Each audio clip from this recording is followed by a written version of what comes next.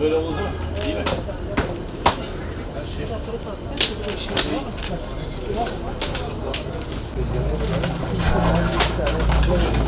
Evet. Ben de böyle derim. Fazla verdiğimiz yerine kullanıyoruz.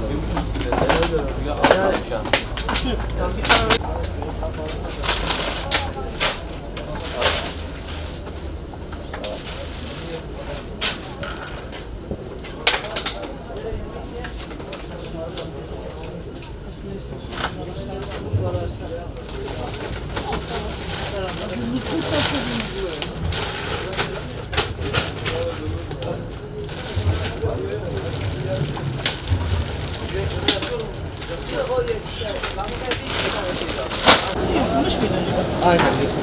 Bunlar tutun şunu açacaklar.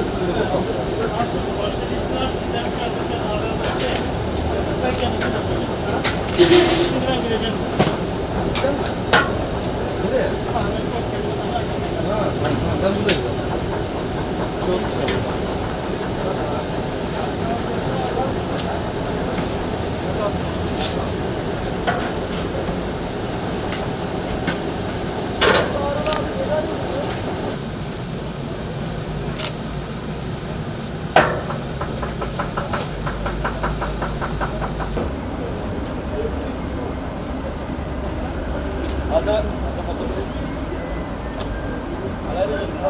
Antalya'dan Umut Kervanı olarak ikiz kardeş olarak geldik. İnşallah buradaki depremzede kardeşlerimize yardımcı olmaya çalışıyoruz. Yani ekranda göründüğü gibi değil. Gerçekten de buraya geldiği zaman insanlar yani o duyguyu, o efendime söyleyeyim yani o mağduriyeti anlıyorlar, görüyorlar, yaşıyorlar. Daha bir farklı görüyorlar, daha bir farklı yaşıyorlar. Yani gerçekten de çok zor bir durum. Yani insan mesela dile kolay diyor depremdir ama deprem deyip geçmemek lazım. Çok büyük bir felaket var burada. Yani insanlar hepsi gözlerinde bir hüzün var.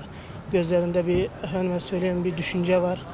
Allah yardımcıları olsun. Biz de burada faaliyetimizi sürdürmeye çalışıyoruz. Antalya'dan 8 kişilik bir ekip geldik. Daha öncesinden 20 kişilik bir ekip gelmişti. Hatta İskenderun'da günlük ortalama 6.000-7.000 kişiye burada yemek veriyoruz. Elimizden geldiğince arkadaşlara biz de yardımcı oluyoruz her noktada. Bu şekilde Allah rızası için yardımcı oluyoruz. Burada gerçekten bazen sıkıştığımız durumlar oluyor. Yani bakliyat konusunda, et konusunda efendime söyleyeyim her gün aynı çeşit yemek çıkmasından rahatsız olan halkımız var. Buradan hayırsever kardeşlerimize sesleniyoruz. Yani yaptıkları hayrı böyle farklı farklı hayırlar yaparaktan yani herkes sonuçta kuru bakliyat göndermesin. Et gönderenler de olsun efendime söyleyeyim. Burada çocuklar için meyve suyu ondan sonra kek olabilir. Arkasından meyve, sebze buna benzer şeyler de gönderseler çok güzel olur.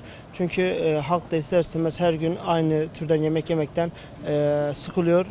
İster istemez onlar da haklı yani. İkiz kardeşler olarak depremzedelerin yaralarını sarmaya çalışıyoruz. Allah'ın izniyle elimizden geldiği kadar mücadele edip elimizden geleni göstereceğiz inşallah. İnşallah kardeşimle beraber buradayız. Antalya'da gelen ekiple beraber buradayız. Görevimizi tamamlayacağız. İnşallah geri döneceğiz. Ama arkadaşlarımız burayı bırakmasın, burayı yalnız bırakmasın. Allah yardımcıları olsun inşallah.